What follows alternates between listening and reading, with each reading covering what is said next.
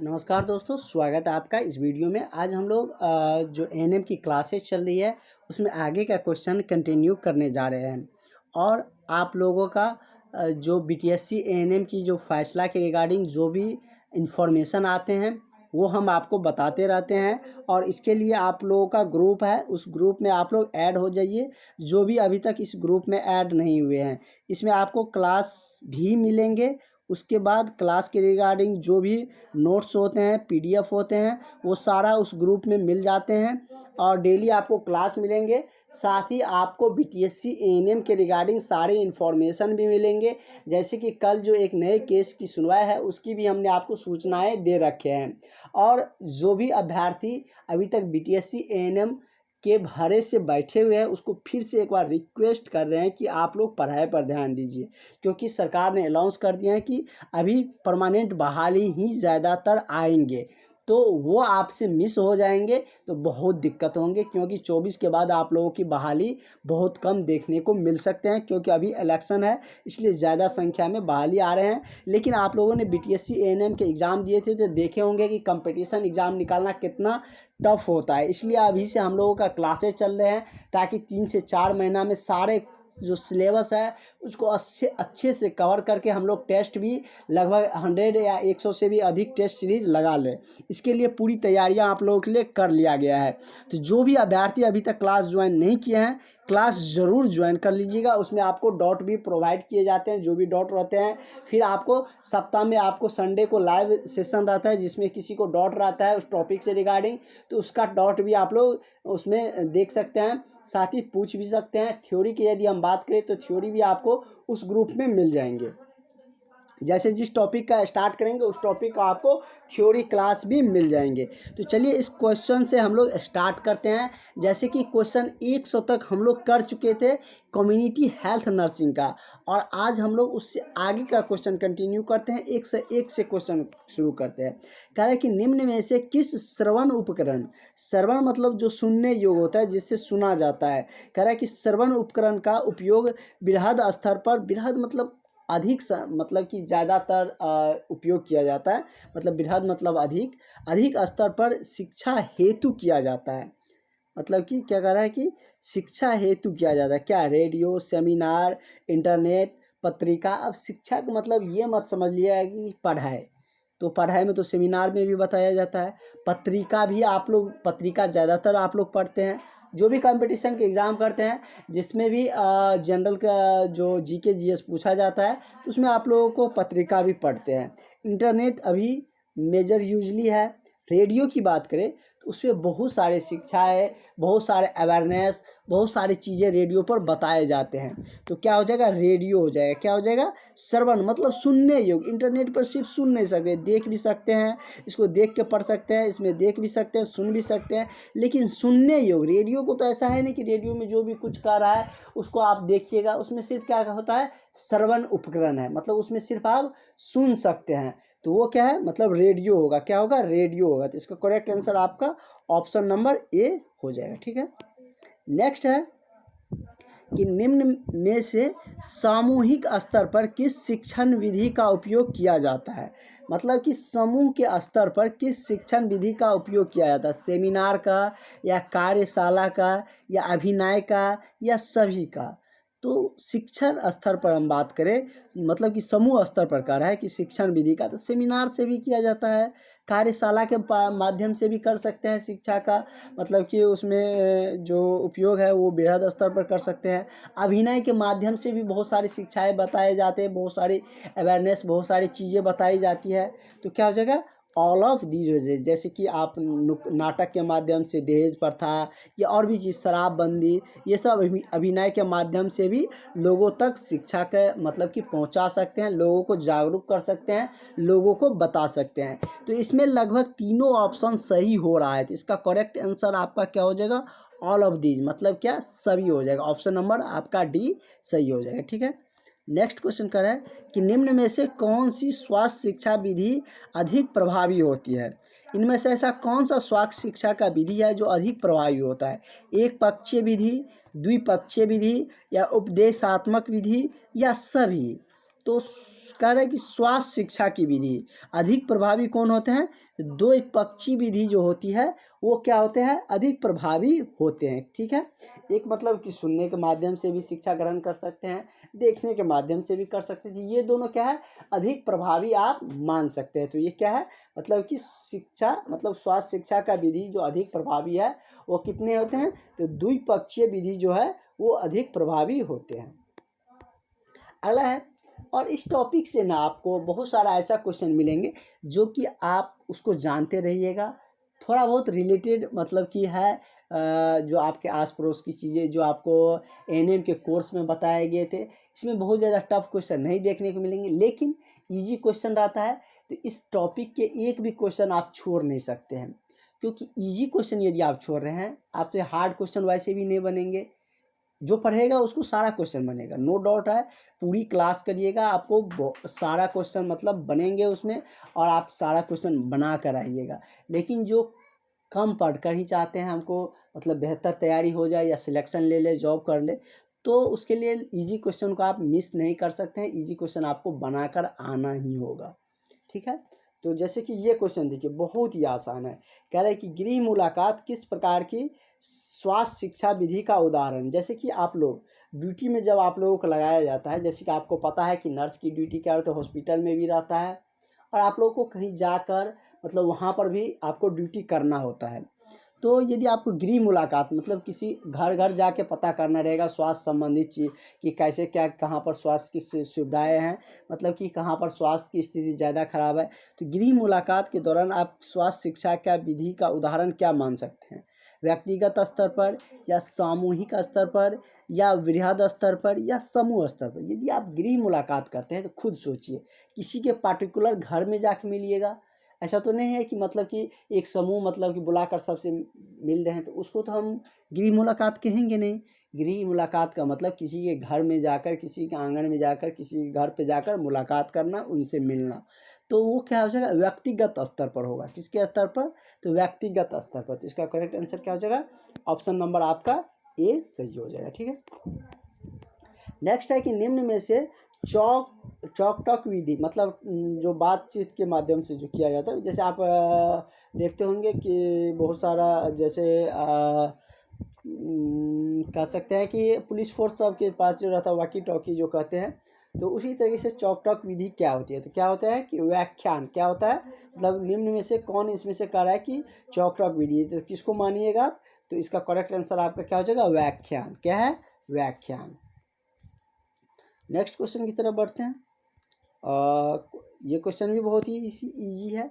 निम्न में से कौन सी विधि मतलब कि कौन सी समूह विधि नहीं है, नुक्कड़ नाटक, अभिनय, समूह चर्चा या पत्रिका। तो देखिए, नुक्कड़ नाटक आप करिएगा तो उसमें भी बहुत सारे दोस्तों के बहुत सारे जो अभिनय करेंगे उनकी ज़रूरत पड़ेंगे। अभिनय में भी अकेले आप नहीं करिएगा, जैसे कि आप हीरो रहता है तो हीरो के साथ हीरोइन भी चाहिए, उसके साथ विलन भी चाहिए, उसके साथ को आर्टिस्ट भी चाहिए, और भी डायरेक्टर भी चाहिए। तो इस तरीके से अभिनय भी आप अकेले नहीं कर सकते हैं। क्वेश्चन क्या कर रहा है कि सामूहिक विधि नहीं है, तो दोनों तो सामूहिक है।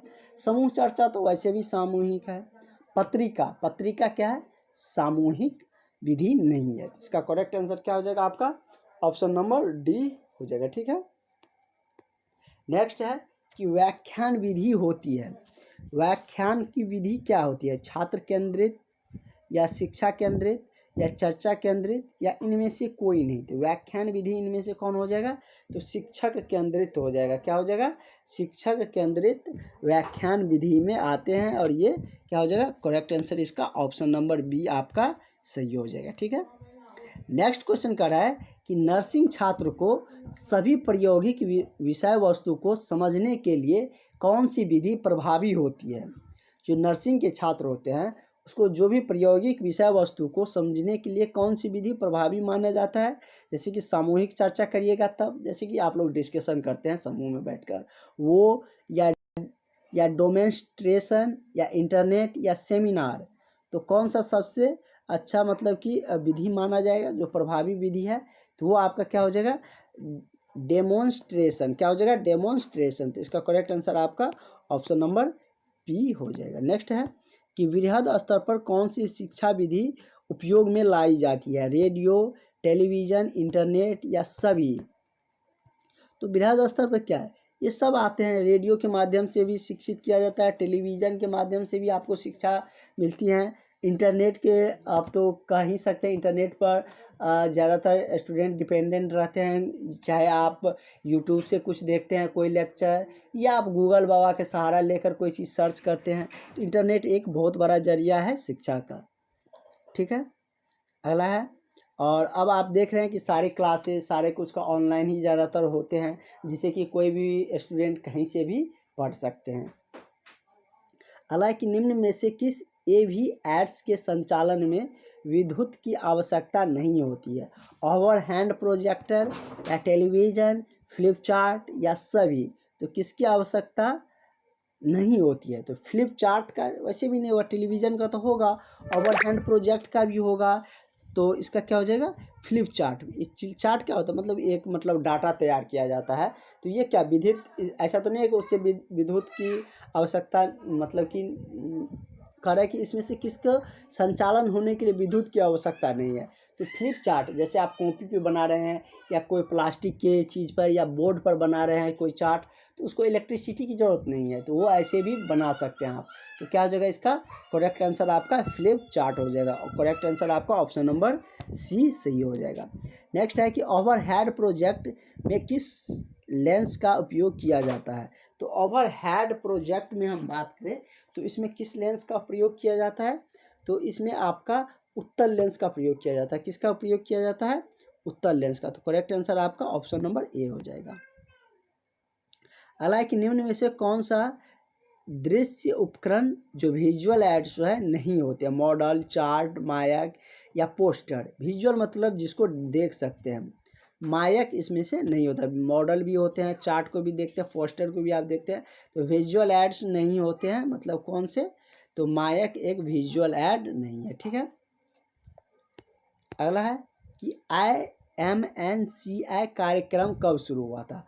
हमने आपको स्टार्टिंग से ही बताते आ रहे हैं कि इस टॉपिक से आपको कुछ ईस्वी से रिलेटेड भी क्वेश्चन देखने को मिलेंगे। कह रहा है कि IMNCI कार्यक्रम कब शुरू किया गया था? तो ये कार्यक्रम आपको 2006 में शुरू किया गया था। कब शुरू किया गया था? तो सन 2006 में ये शुरू किया गया था। हालांकि जननी सुरक्षा योजना कब शुरू की गई थी? तो जननी सुरक्षा योजना की बात करें तो वो 2005 में शुरू किया गया था। कब शुरू किया गया था? तो 2005 में जननी सुरक्षा योजना शुरू किया गया था। तो इसका करेक्ट आंसर आपका ऑप्शन नंबर क्या हो जाएगा? डी सही हो जाएगा। हालांकि वंदे मातरम योजना कब शुरू किया गया? मतलब कब शुरू की गई? तो वंदे मातरम योजना की बात करें तो ये आपका 2004 में शुरू किया गया। कब शुरू किया गया? तो 2004 में वंदे मातरम योजना शुरू किया गया था। कुछ ईस्वी वाला है, इसी टॉपिक से तो देखने को मिलेंगे। तो 10-20 क्वेश्चन इसमें ईस्वी से रिलेटेड मिल सकते हैं, जिसमें से 3-4 क्वेश्चन आपको ईजिली मिल जाएंगे। तो ज़रूर उसको याद रखिए। आपको फिर एक बार रिवाइज भी हम आपको करवाएंगे। आप लोग इस वीडियो लेक्चर को देखिए, उसके बाद जो आपको नोट्स मिलेंगे, जो PDF मिलेंगे, उससे भी रीड करिए, आपको निश्चित ही आ जाएंगे, याद आ जाएगा। ठीक है, हालांकि आयुष चिकित्सा प्रणाली शुरू की गई कब? तो आयुष चिकित्सा प्रणाली सन 2007 में शुरू किया गया। कब शुरू किया गया? तो सन 2007 में आयुष चिकित्सा प्रणाली शुरू किया गया था। हालांकि राष्ट्रीय स्वास्थ्य बीमा योजना शुरू किया गया था। तो राष्ट्रीय स्वास्थ्य बीमा योजना कब शुरू किया गया था? तो ये 2008 में शुरू किया गया था। कब शुरू किया गया था? आज थोड़ा कम क्वेश्चन देखेंगे, क्योंकि आज आप लोगों के थोड़ा सा ईस्वी वाला क्वेश्चन ज़्यादा देखने को मिल रहे हैं।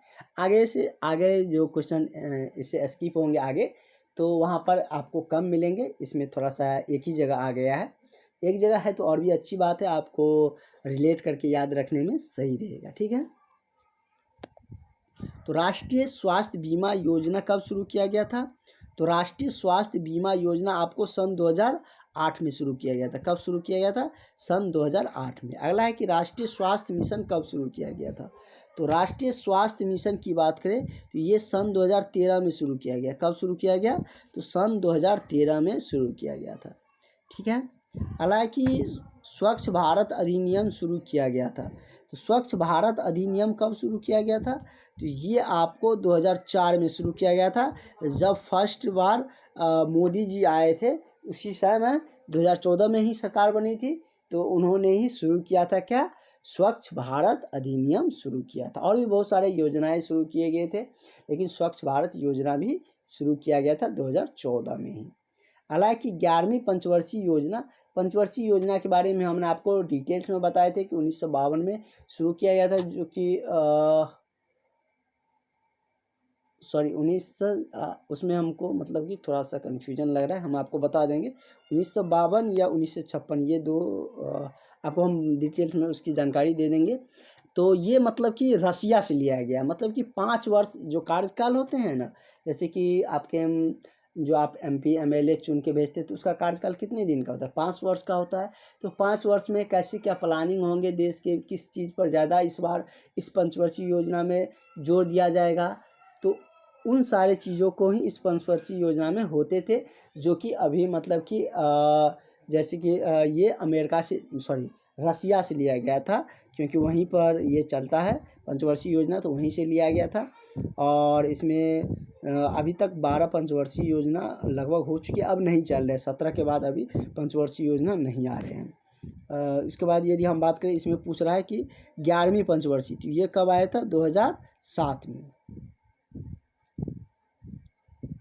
और उसके बाद 12-5 17, ठीक है। जो 12वीं थे वो उसके बाद अभी तक पंचवर्षीय योजना नहीं लागू, हटा दिया गया है अभी। सामुदायिक नर्स में निम्न में से कौन सा गुण होना चाहिए? टीम भावना। सामुदायिक नर्स है मतलब एक साथ मिलकर वर्क कर रहे हैं, तो उसमें आपको क्या होना चाहिए? पूरी टीम के प्रति भावना होनी चाहिए, ये भी सही है। सामंजस्य, मतलब एक दूसरे के बातों पर सामंजस्य, एक दूसरे के मतलब जो भी निर्णय लेंगे उस पर सामंजस्य, ये भी होना चाहिए। एकांत स्वभाव भी अच्छा होनी चाहिए। क्या मतलब कि एकांत स्वभाव, मतलब स्वभाव अच्छा रहता तो इसको मतलब कि ऐड करते, लेकिन एकांत स्वभाव नहीं होना चाहिए। आप टीम में बात कर रहे हैं, एक टीम लीडर की तरफ रहिएगा, मतलब सबकी भावनाओं को, सबकी स्वभाव को लेकर चलना पड़ेगा, क्योंकि यदि आप सामुदायिक नर्स के तौर पे कार्य करते हैं तो ये दोनों सही है। इसका कौन? A और B। तो इसका करेक्ट आंसर क्या हो जाएगा? ऑप्शन नंबर D आपका करेक्ट आंसर हो जाएगा। अगला है सामुदायिक नर्स का कार्य क्षेत्र नहीं है। विद्यालय, स्वास्थ्य केंद्र, आंदोलन, परिवार। तो आंदोलन वैसे क्या है, मतलब कि सामुदायिक नर्स का कार्यक्षेत्र नहीं है, क्योंकि आंदोलन में तो आप वर्क करने जाइएगा नहीं, वहाँ पर आपको वर्क करने की ड्यूटी तो लगाएंगे नहीं। ये क्या है, मतलब कि आप लोगों के लिए कार्यक्षेत्र से ये बाहर है। अगला है कि निम्न में से सामुदायिक नर्स का कार्य क्या है? आकलन करना, नियोजन, मूल्यांकन या सभी। तो क्या हो जाएगा? ऑल ऑफ दीज हो जाएगा। एक सामुदायिक नर्स का कार्य क्या होता है? आकलन करना भी होता है, नियोजन करना भी, मूल्यांकन करना भी, और उपयुक्त सभी। तो इसका करेक्ट आंसर क्या हो जाएगा? आपका ऑप्शन नंबर D हो जाएगा, ठीक है। उसके बाद कह रहा है कि सामुदायिक नर्स को एक गर्भवती महिला के परिजनों को निम्न में से किस स्थान पर प्रसव कराने की सलाह देनी चाहिए? घर पर प्रसव, या स्वास्थ्य केंद्र में, आंगनबाड़ी, या पंचायत में। तो आप वहाँ कहाँ पर सलाह दीजिएगा? तो ऑब्वियसली स्वास्थ्य केंद्र में ही आप भेजिएगा। वैसे भी ऑप्शन से भी आप इसको मैच कर सकते हैं। तो कहाँ पर भेजिएगा? स्वास्थ्य केंद्र में ही आप भेजिएगा, वहीं पर सजेशन दीजिएगा। तो इसका करेक्ट आंसर क्या हो जाएगा? ऑप्शन नंबर आपका B इसका करेक्ट आंसर हो जाएगा, ठीक है। तो इस तरीके से हम आगे का क्वेश्चन आगे क्लासेस से और कंटिन्यू करेंगे। बीच में कुछ इशू के कारण क्लासेस बंद थे, अब आप लोगों की क्लासेस कंटिन्यू चलेंगे जब तक आपके एग्ज़ाम होंगे। जो भी अभ्यर्थी अभी तक क्लास में ऐड नहीं हुए हैं, आप लोग क्लास में ज़रूर ऐड हो जाइएगा। आपको डेली क्लासेज, नोट्स और इन्फॉर्मेशन जो भी ANM के रिगार्डिंग होते हैं वो सारे आपको मिलते रहेंगे। Thank you.